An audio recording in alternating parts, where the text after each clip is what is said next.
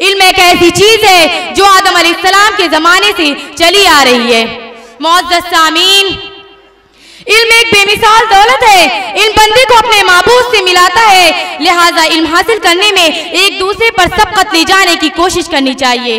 और ये बात याद रखिए कि तालीम की इब्तिदा कुरान और हकीम की बाकायदा तालीम से हुई। इस्लामी मुआशरे की सही तश्कील उस वक्त तक नहीं हो सकती जब तक कि अफराद मुआशरा कुरान और सुन्नत से आशना ना हो। गर्जी की तालीमात कुरान उम्मत मुस्लिमा की तश्कील की बुनियाद है और इन तालीमात को असास यानी की बुनियाद बनाकर औरत असली तालीम हासिल करे और इंसानी हुदूद के अंदर रहकर दुनिया में बाइज़्ज़त जिंदगी गुजार सके। मुअज़्ज़ज़ सामीन, तालीमी निस्वा की अफादियत और अहमियत और जरूरत से इनकार की गुंजाइश नहीं है, इसलिए कि एक तालीम याफ्ता औरत अपनी मालूमात और वाक़ियत की रोशनी में जिस सलीका और तवज्जो के साथ अपने बच्चों की तामीर सीरत का काम अंजाम दे सकती है, कोई नाख्वानदा और जाहिल औरत अपने जहल और अदम वाक़ियत की वजह से वो काम अंजाम नहीं दे सकती। क्योंकि जब आलिम और जाहिल बराबर नहीं हो सकते तो नताइज इल्म और जहल यकसा क्यों कर हो सकते हैं। ये औरत उस जिन्स का नाम है जो बेटी होकर कुर्रतुलैन बनती है, बहन बनकर भाई के शर्फ वक़ार का बाइस बनती है, बीवी बनकर बेहतरीन रफ़ीक़े हयात और माँ बनकर औलाद के लिए उम्दा अव्वलीन तरबियत गाह बनती है। लेकिन उसे मालूम तो हो कि मुख्तलिफ हैसियतों में उसकी जिम्मेदारियां क्या हैं और जाहिर है कि इन जिम्मेदारियों का इल्म तालीम के बगैर नामुमकिन है। मुअज़्ज़ज़ सामीन, औरतों के लिए तालीम उतनी ही जरूरी है जितना कि मर्दों के लिए, बल्कि अगर ये कहा जाए तो शायद बेजाना होगा कि औरतों के लिए तालीम मर्दों से भी ज्यादा जरूरी है।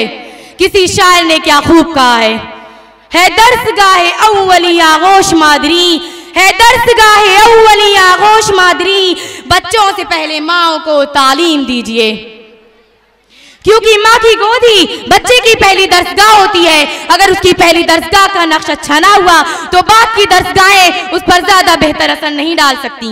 यही बच्चे मुस्तकबिल का मेमार बनेंगे, इनके कांधों पर कौम की जिम्मेदारियां होंगी। इसलिए एक माँ के लिए जरूरी है कि वो तालीम याफ्ता हो, क्योंकि बच्चा माँ की गोद से अपने अंदर अच्छे बुरे अखलाक को जज्ब करता है और यहीं से उसके दिलो दिमाग पर ऐसे नकूश सब्त हो जाते हैं जो आखिरी दम तक मोह नहीं होते। इसलिए अब माँ का काम है कि वो कैसे नकूश को पसंद करती है, क्योंकि बच्चा माँ को जैसा देखेगा वैसा ही बनने की कोशिश करेगा। ये बात ज़हन नशीर है कि आगोश सत्फ जिसको मैसर नहीं होता, आगोश सत्फ जिसको मैसर नहीं होता, वो कतरे नीसा कभी गौहर नहीं होता। जिस तरह दुनिया में सबसे बड़ी बदबख्ती जहालत और इल्म से महरूमी है, उसी तरह दुनिया की सबसे बड़ी खुशबख्ती जेवर इल्म से आरास्तगी है। इसलिए कि एक सलीका शार और तालीम याफ्ता औरत, ख्वाह वो टीचर हुई अमल के खाना, अपने शोबे के किरदार को बेहतर से बेहतर बना सकती है। एक इज्तिमाई, खानदानी और माशरती जिंदगी में औरत की अहमियत इससे ज्यादा बढ़ जाती है क्योंकि किसी भी खानदान या माशरे का वजूद उसके बगैर मुमकिन नहीं। एक सलीका शार बीवी अपनी खानगी जिंदगी में शौहर की कमामदनी के बाद भी किफायत शारी से बासानी गुजारा कर सकती है और सलीका शारी और होशमंदी से काम लेकर अपने घर के माहौल को बेहतर से बेहतर पुरसुकून और साजगार और खुशगवार बना सकती है। दुनिया यही समझती है कि औरत जिस्मानी और फितरी तौर पर कमजोर है, लेकिन ये भी हकीकत है कि सिंफ़े नाजुक होने के बावजूद उसने जब भी कभी इस्लामी शऊर हासिल किया और खुदा से अपने ताल्लुकात को मजबूत करके अपनी शख्सियत की तामीर की, तो उसने मुख्तलिफ महाज और सलाहियतों के जरिया जमाने को साले इनकलाब से हमकनार किया। आज इस मौजूदा दौर में अक्सर सूबों और शहरों में रहने वाले मुसलमान मर्द और ख्वातीन की ज्यादातर तादाद नाख्वानदा यानी जाहिल लोगों की है। दौर हाजिर में बुराइयों का उमड़ता हुआ सैलाब हमारी नई नस्ल को जिस तेज रफ्तारी के साथ बहाए ले जा रहा है, उसके जिम्मेदार हम खुद हैं।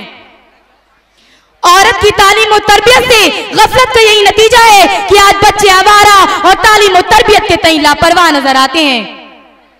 अगर औरत अपने फराइज से वाकिफ हो जाए तो वो मर्द को भी जीने का सलीका सिखा सकती है और उसकी हौसला अफजाई से तहरीक पाकर मर्द नामुमकिन को मुमकिन बना सकता है।